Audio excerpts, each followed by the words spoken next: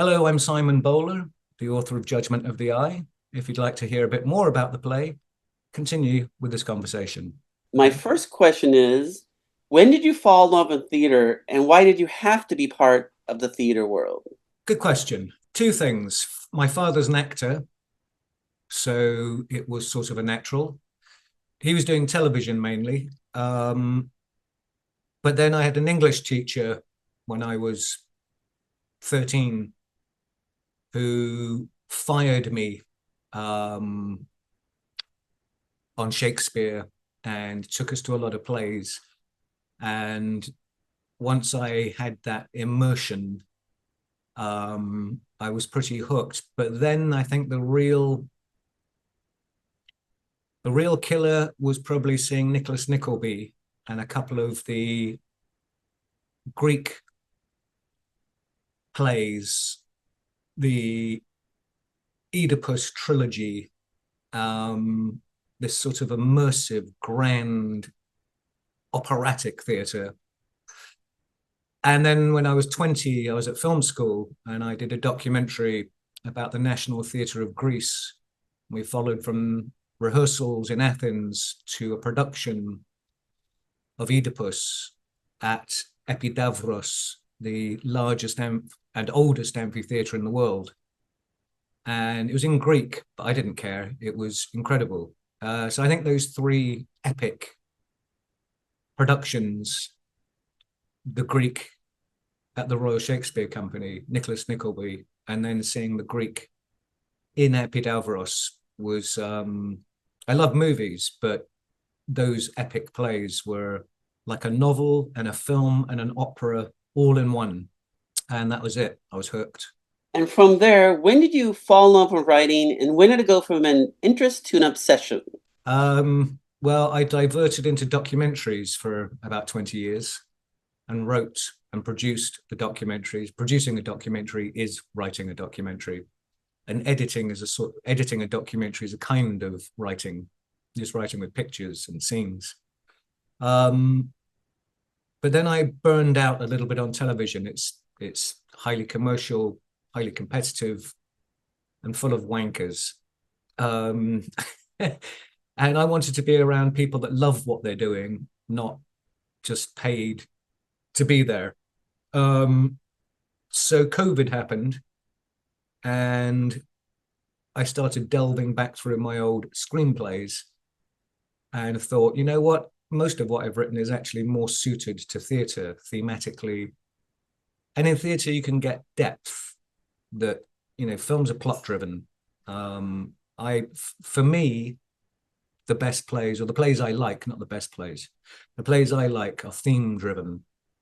So, does Oedipus have a lot of character? Somewhat. But are the themes huge and immersive? Yes. Big questions, big answers, and big playing through of these things like fate. And then, of course, Trump came in, and that really fired me up because I sort of somehow had to process all this bullshit and feeding back through my plays the sort of whole sense of false narrative, cognitive dissonance. I think gave me a reason to make these suddenly relevant and contemporary, and they needed to be done. And then, the more I did it, the better I got, and the better I got, the more I liked it, and the more I liked it, the more I did it, and the more I did it, the more I liked it, and now that's all I bloody do. When did you hear about the Long Beach Playhouse New Works Festival and why did you want to be part of it? The American landscape of theatre has, being a big country, has hundreds of middle-sized and smaller theatres. It's a perfect place for someone like me who's trying to take rather big plays, rather ambitious plays, and step them up and workshop them, hopefully one day to get them on a slightly bigger stage, as they're fairly ambitious plays. And so of those hundreds of theatres, a handful do this play development. And Long Beach seemed to be, well, it's local, so that helps. And the idea that they would do a staged reading is great because then I can hear it, develop it, network it, and see what works and what doesn't. And to be frank, they're on the lists. They're on the playwriting contest lists. The theater experience, why is it so important both for the audience and the actors?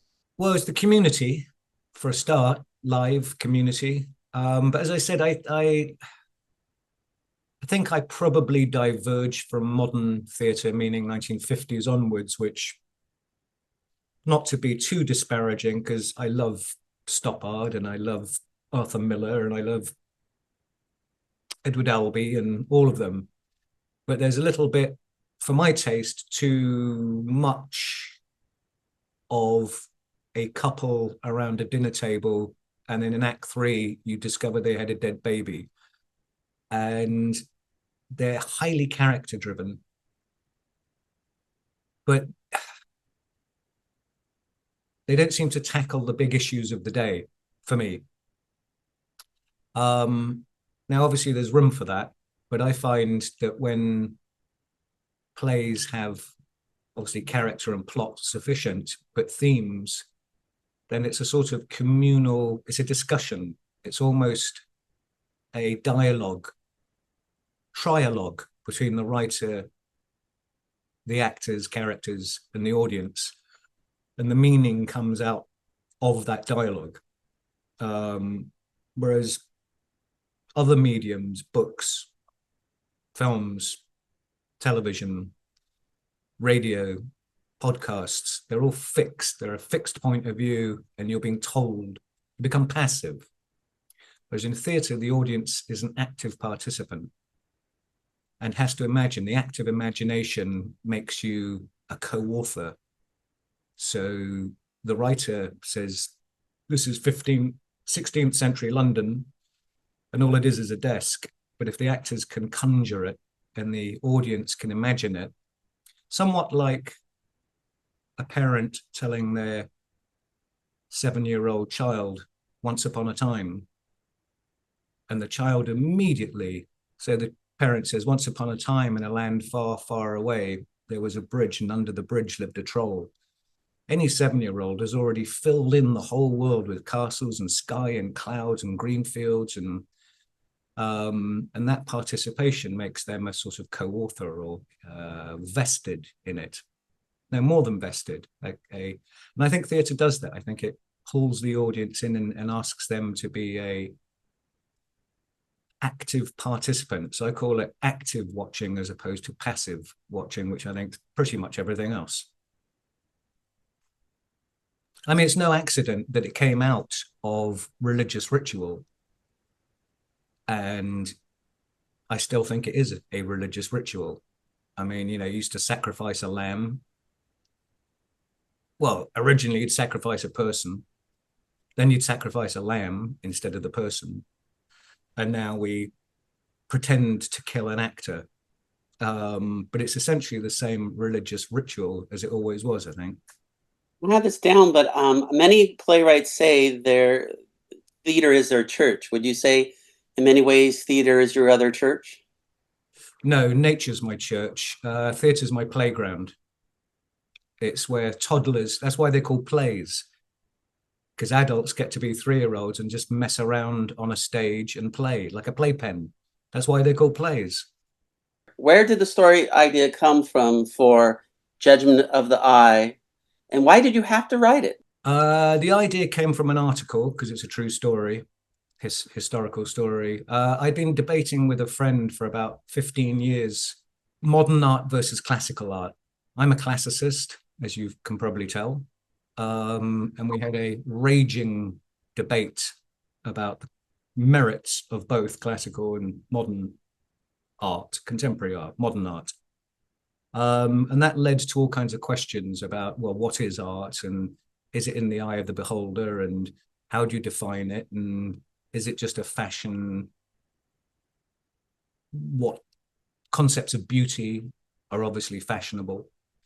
So that, and then I read the article about this art forger, and without having to change anything. All these issues were inherent in the story, which is great. That means I can proselytize and preach through the historical facts. So it doesn't look like I'm proselytizing or preaching. I'm just presenting a story that actually happened, but gets the whole idea of cognitive dissonance and prejudice and false narratives without me having to pound the audience with didacticism. And then, as I said, Trump came in, and suddenly what was applicable to art suddenly became applicable to everything. And now it wasn't a history play, now it was a contemporary play set in the past. And now it wasn't an academic issue of what is art, now it was a relevant and vital question of what is truth and who's making it up and who believes it and why. So it became sort of pressing. Without spoiling it, tell us at least the beginning and as much as the main story you can tell us. The story. So the story is a true story of a painter in the 1930s and 40s who was a classicist, but wasn't, and he was very good. He won several awards. He was sort of regarded as one of the better painters in Holland in his style, but his style in the 1920s and 30s was wildly out of fashion. Expressionism had come in, Dadaism, Surrealism, Cubism, and none of the galleries were interested in Rembrandt-like lifelike pictures. So he was sort of shunted aside. He started a newspaper or a magazine about art, trying to extol the golden age of Dutch painting. But it went bankrupt because everybody was interested in something new. Then his friend and colleague, who was an art restorer and sometimes buyer and seller, heard that there was a Frans Hals for sale, but no one had seen the Frans Hals. It was sort of, there was rumor this new Frans Hals Laughing Cavalier was available somewhere. And Theo, his friend and dealer, found a buyer who was interested, who said, if you can find this painting, I would gladly pay good money for it. So he suggested to Han van Meegeren, my hero, you're a classicist, why don't you paint one? So he did. And lo and behold, they sold it. And lo and behold, no one questioned it.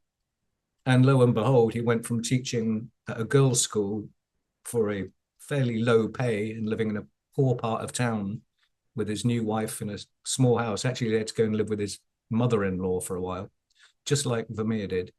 And suddenly he had a bit of money, so they did a couple more. And then they read an article, or Van Meegeren read an article by Bredius, the #1 Baroque critic in the world, the head of the Rijksmuseum, widely regarded as the leading man in his field and a champion of Vermeer and Caravaggio. A painting had been discovered in London called Martha and Mary in the house of Martha and Mary. And it was discovered to be a lost Vermeer. Everyone was very surprised because Vermeer, the girl with the pearl earring, etc., had never painted a religious painting. And here was one of a Bible story. Bredius was astounded and suddenly realized that there's a 10-year period of Vermeer missing from the biographies. And he surmised that Vermeer probably did the grand tour, Rome and Florence, etc., and surmised that he probably studied, as many artists did, Turner or ever, you do the grand tour and you go and see the great paintings, no internet in those days, surmised that he was probably heavily influenced by Caravaggio. And he surmised that there were probably several, six, a dozen paintings by Vermeer, probably religious, while he's on his tour of Europe, copying basically and learning from the great masters like Caravaggio. And he said, well, here we found the first one. There's bound to be several others. You wouldn't have just done one in this 10-year period. So my man, Van Meegeren, said, well, why don't I paint the paintings that that Bredius has predicted will be found? They won't be forgeries because they'll be originals. They're not copies. They are new paintings in the style of Vermeer. Van Meegeren didn't say they were Vermeer, and he gave them to Theo to sell to Bredius because they thought if Bredius authenticated them, that's it. He's the last word. They didn't tell Bredius it was Vermeer. They said it might be. I don't know. We found this painting in a barn lost for centuries. Bredius was overcome, cried when he saw it, said, oh my God, this is Vermeer. But not only is it Vermeer, his theory had suddenly been proven right. So he bought it on behalf of the nation, and it was going to be put in the National Gallery in Amsterdam. Well, that was very good. They made like $1 million back then, which is like $10 million now, 20. So why not keep doing it? So they did. Van Meegeren, he worked hard. It would take him a year to do one of these paintings and to perfect the techniques and the style and the inspiration of Vermeer. And he ended up doing quite a few. Second World War comes, and now it's in a way easier because no one's questioning anything. People are trying to dump their collapsing money into a stable asset, and people are buying these Vermeers. And Vermeer's star is rising. He's becoming one of the greatest artists of the Baroque period. The Dutch people were invaded and run over in 24 hours. The Nazis rolled in. There was no resistance. They just took over. And they were pretty brutal, as they were everywhere in Holland. Jews, Polish, gypsies, all rounded up. But that gave a little bit of cover for Van Meegeren because no one was questioning anything. So he just kept selling them. And Bredius kept authenticating them. It was a happy arrangement. But the people were very humiliated by the Nazis. And these new paintings that were discovered were a source of national pride. They even had an exhibition, Grand Masters of European Art, and Van Meegeren's Vermeers were displayed as the central crowning paintings of 500 years of European art. In fact, 40,000 people went to see his paintings, and people were so reverent, they put carpets in front of the paintings so people could worship in silence before these paintings.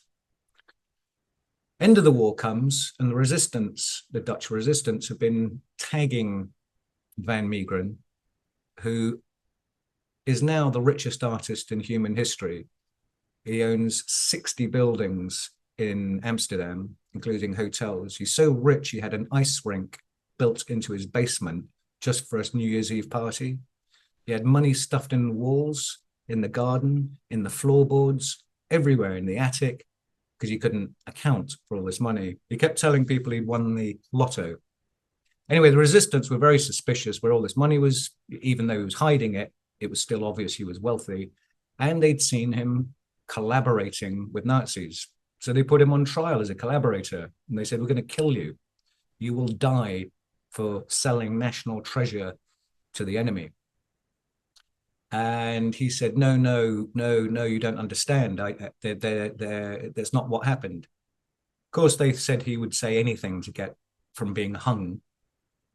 And he said, well, give me 6 weeks and I'll paint a new one. I painted them. And they laughed at him. And he said, no, I painted them. There's 6, 7, 8, 9, 10, 12, 14 of them. I painted all of them. Now, all the paintings have been verified at this point by the National Gallery in London, the Met in New York, and the Rijks in the greatest experts in the world had verified all of these paintings. But for some reason, the judge said, okay, we'll give you 6 weeks under house arrest, paint a new one. So he did.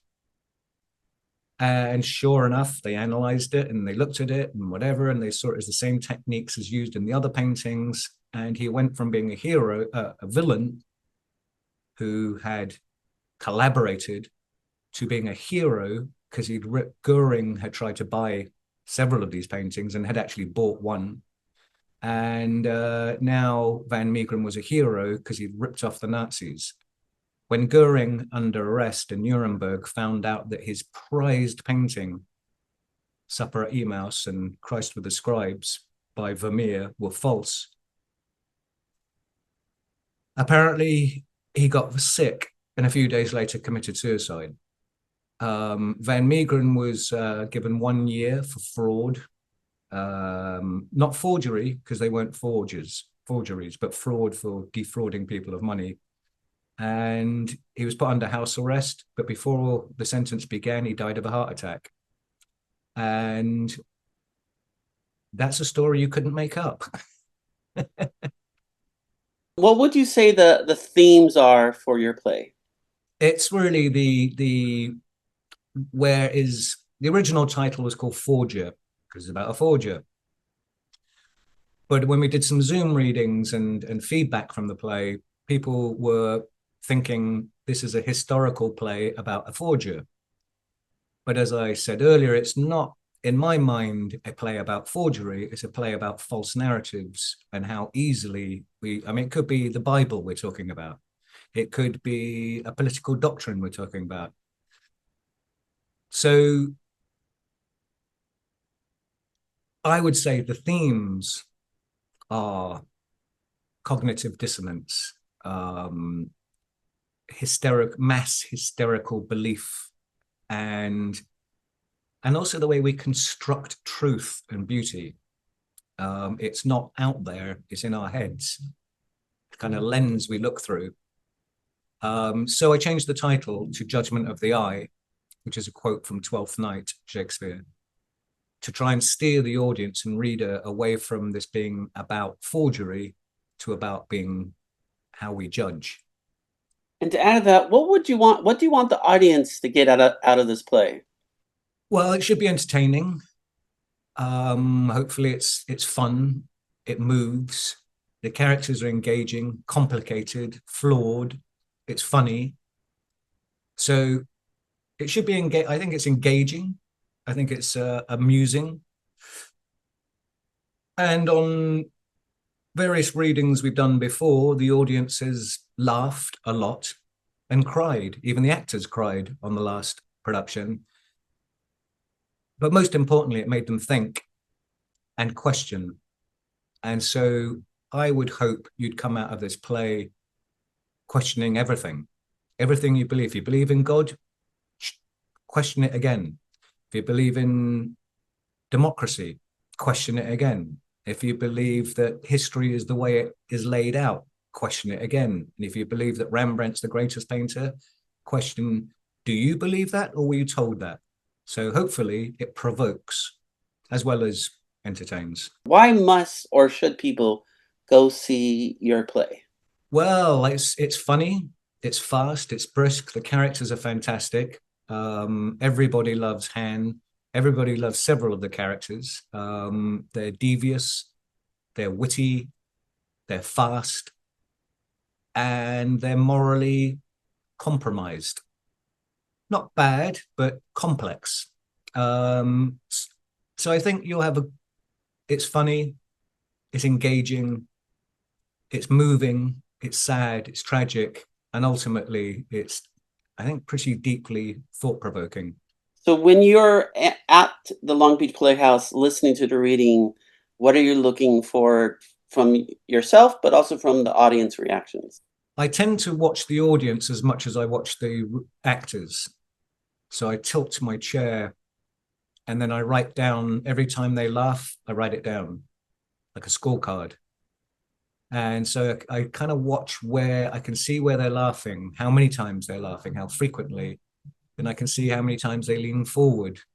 And so for me, it's an opportunity to hear the rhythms of the play, but also specifically to see how it's affecting the audience on a sort of minute or second by second basis.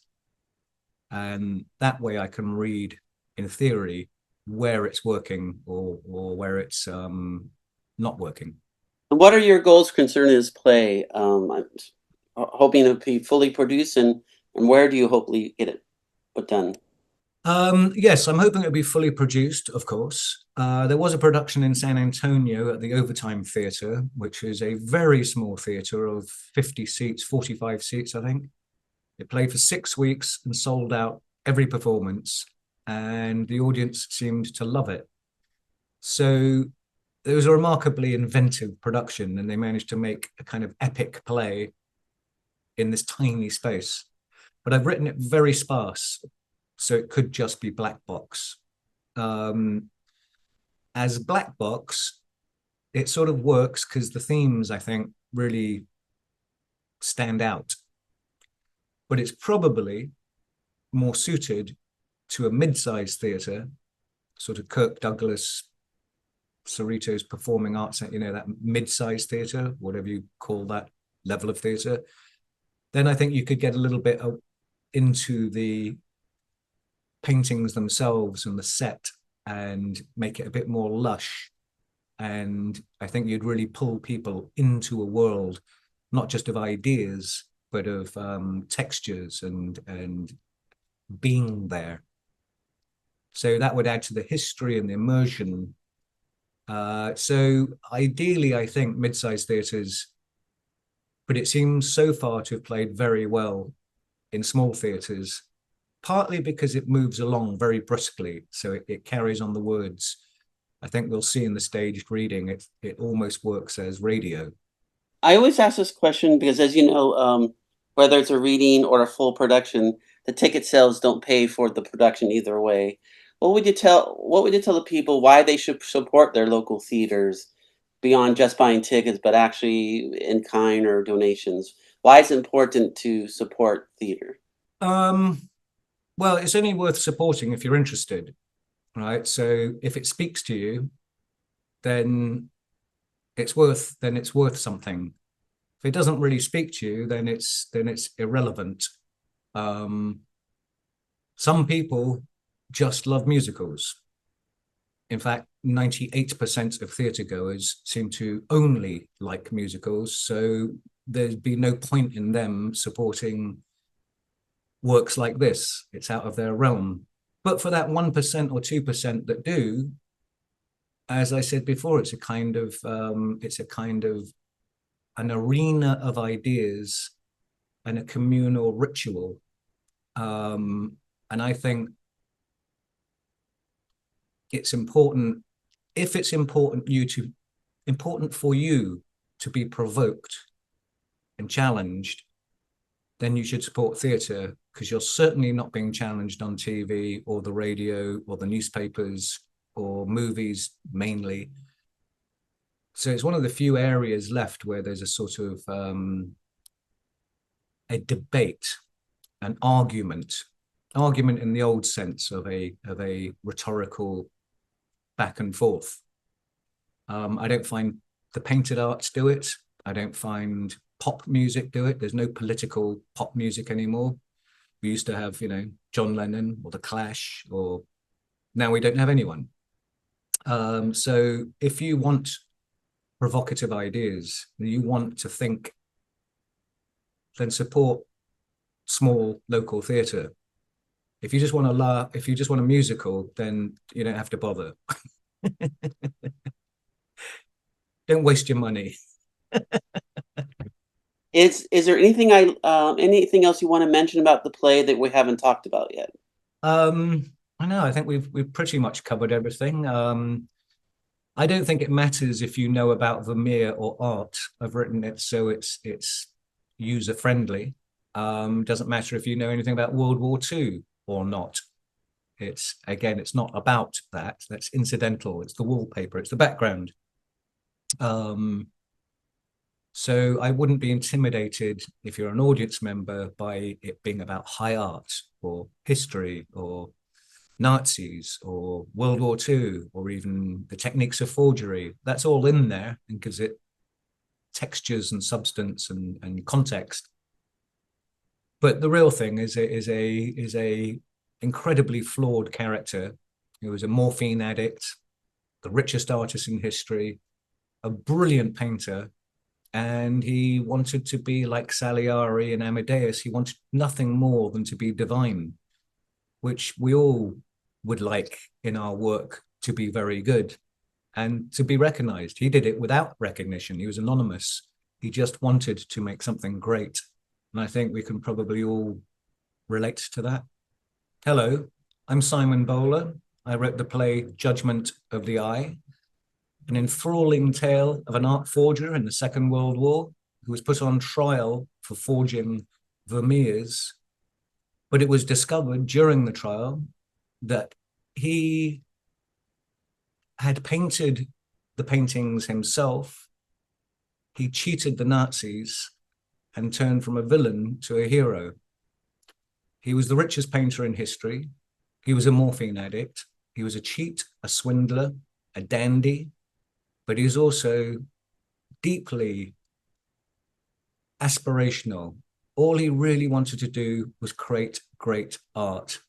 His story is compelling, it's funny, it's tragic, and it's hugely entertaining. And you cannot believe what happens. As you're watching it, you cannot believe this happened, and it all happened. So come take a look, and I'll see you at the theatre.